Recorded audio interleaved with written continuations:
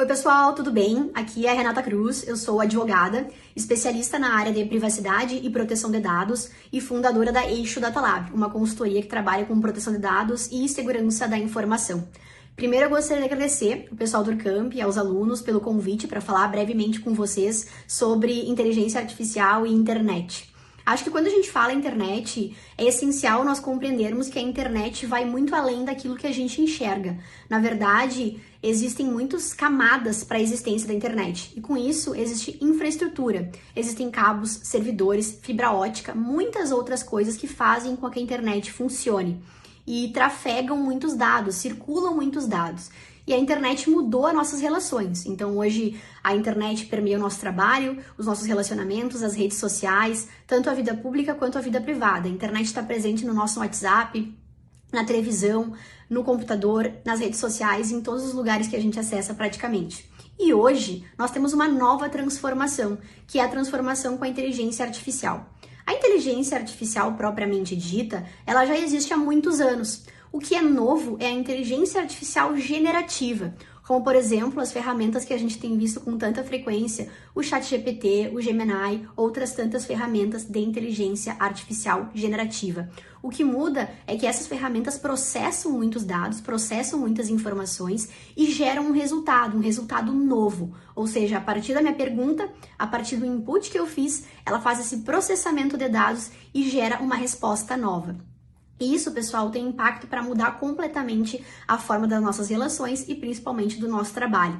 Alguns estudiosos, alguns autores e pesquisadores chamam a tecnologia, chamam a inteligência artificial de tecnologia de propósito geral. O que é isso? É uma tecnologia que vai impactar todos os setores, todos os segmentos, seja jurídico, financeiro, bancário, agronegócio, absolutamente todos. E com isso vem aquela pergunta que eu sempre recebo. Renata, será que a inteligência artificial vai me substituir? Eu vou perder o meu trabalho? E na verdade não. Eu acho que é importante a gente entender e estudar essas ferramentas para estarmos cada vez mais capacitados. Ou seja, o profissional que se diferenciar vai justamente ser o profissional que entende mais sobre tecnologia, entende como usar essas ferramentas para otimizar o seu trabalho, o seu serviço e incluir isso na sua prática profissional. Então aqui a minha sugestão e dica para vocês é estudarem cada vez mais essas ferramentas, testarem, entenderem como elas funcionam, porque com certeza isso vai beneficiar muito a prática profissional de vocês. Obrigada!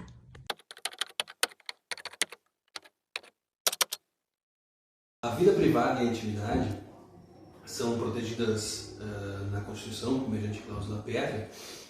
No entanto, com o avançar social e novas tecnologias, há novos meios de se macular a vida privada e a intimidade. Há outros meios de cometer agressões contra esses bens jurídicos. E a internet e os meios virtuais configuram esse novo meio que a lei precisa dar um atendimento a contento. Antes da lei Maria Carolina Dickmann, não havia um tratamento específico para a conduta de invadir o dispositivo informático de alguém e divulgar eventuais informações sigilosas ou mesmo conteúdos que são protegidos pela vida privada, pela intimidade das pessoas. Era necessário que se recorresse a um crime como extorsão, por exemplo, quando havia a captura de conteúdo privado e o criminoso exigia dinheiro para não divulgá-lo, ou mesmo ameaça, etc. Com o aporte dessa nova lei, novas condutas foram incriminadas. E houve uma progressividade, porque isso é uma característica do legislador brasileiro. Às vezes ele precisa de um caso de impacto para romper a inércia e legislar a respeito de algo que é premente. Foi o caso com essa atriz bastante famosa, e depois começaram sucessivos casos de descoberta de quadrilhas inteiras, organizações criminosas inteiras dedicadas ao compartilhamento de material pornográfico envolvendo adolescentes e crianças. Então houve também o aporte de condutas, de leis prevendo condutas direcionadas para esses grupos mais vulneráveis, tanto no ECA quanto no Código Penal, divulgação de estupro, divulgação de selo envolvendo sexo explícito ou pornografia com criança ou adolescente, e depois as condutas mais minudenciadas no ECA, que punem inclusive o fato de possuir. Não precisa vender, não precisa compartilhar, não precisa, o simples fato de tu possuir imagens de crianças e adolescentes praticando sexo ou um conteúdo pornográfico já caracteriza crime, e mesmo montagem, né? E aí vem a preocupação com os pais que expõem muito os filhos, né, nas redes sociais. Isso é um conteúdo farto para quem faz esse tipo de montagem, né, de colagem de mídias para simular o ato sexual envolvendo aquela criança.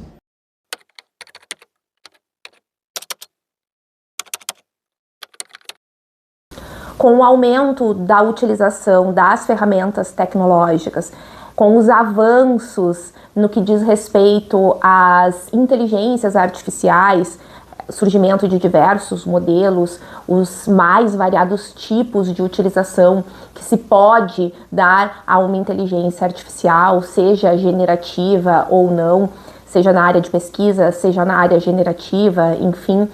Dentro da seara jurídica, o que eu posso dizer é que nós temos de maior demanda em termos de ética profissional é entender a extensão e a exata utilização dessas ferramentas tecnológicas a serviço do direito, a serviço da justiça, a serviço dos processos, das partes e, em especial, dos atores processuais, que são promotores de justiça, juízes e os próprios advogados. Eu vou um pouco mais além, eu entendo que essa ética na utilização e essa compreensão da correta utilização da inteligência artificial, ela tem de começar a ser compreendida não a partir do momento que tu és advogado, que tu és promotor, que tu és juiz, delegado, enfim, não, entendo que essa compreensão e esse entendimento com relação a limites, ele tem de se dar desde a universidade.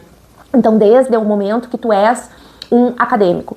Isso porque os últimos estudos na área da utilização das inteligências artificiais comprovam que os atuais profissionais jurídicos, porque aqui estamos falando dessa área, dessa temática, já possuem um déficit cognitivo no sentido de ter menor senso crítico, uma maior dificuldade na formação, no encontro de uma solução para as demandas jurídicas, em razão de que desde a resolução das questões que são passadas pelos professores, desde os trabalhos, desde a escrita do TCC, já entregam o cerne, o objetivo central daquela atividade para a inteligência artificial, retirando então esse exercício que seria do cérebro humano e justamente as demandas que fazem com que nós possamos formar opinião, desenvolver senso crítico, desenvolver senso de resolução de conflito, que é tão importante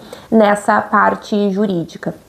Já dentro da parte profissional, o que nós temos é essa necessidade de que os próprios profissionais entendam que a inteligência artificial está a serviço do direito para auxiliar, entregando uma maior rapidez na produção, uma maior rapidez no acesso à base que forma a convicção e não a entrega da convicção pronta, da opinião jurídica pronta, do posicionamento jurídico pronto.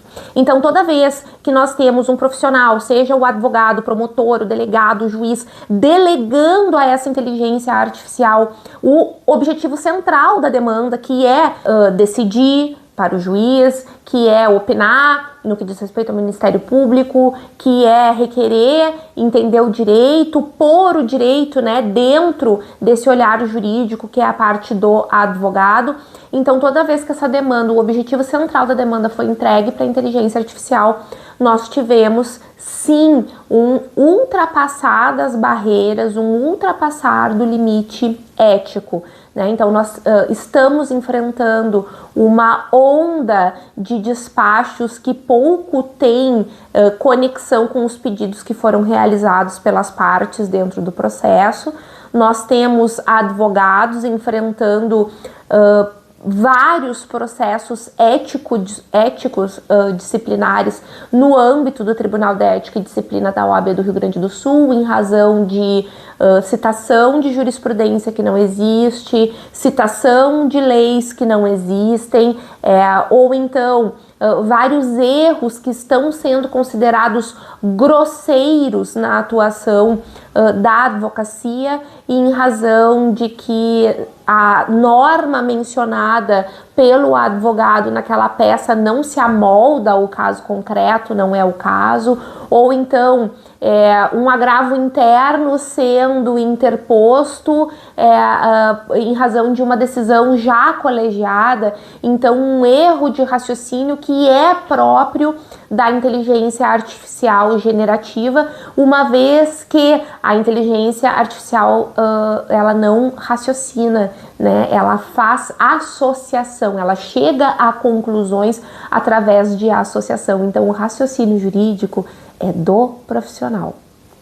Sendo assim, eu acredito que no momento o maior obstáculo que nós temos no que diz respeito à utilização da inteligência artificial é justamente essa necessidade que nós estamos enfrentando em razão da alta demanda do judiciário, da alta demanda no Ministério Público, alta demanda nas delegacias, nos próprios escritórios de advocacia, entregarmos o raciocínio jurídico a uma inteligência artificial, sendo que ela ainda não possui essa capacidade de raciocinar, né, de pensar o direito. A inteligência artificial, ela chega a conclusões, como eu já havia mencionado, por associação e não por um raciocínio lógico jurídico, um raciocínio técnico jurídico, porque isso é demanda do operador humano do direito.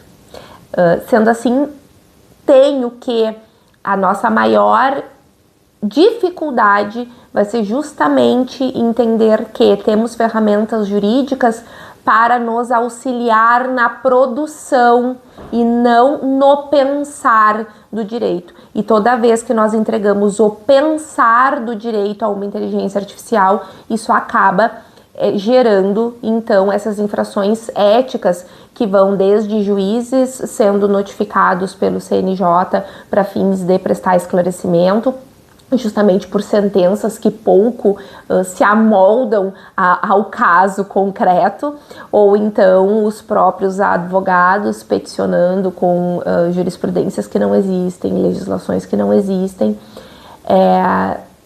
ferindo então essas barreiras éticas que essas profissões demandam, que essas profissões exigem.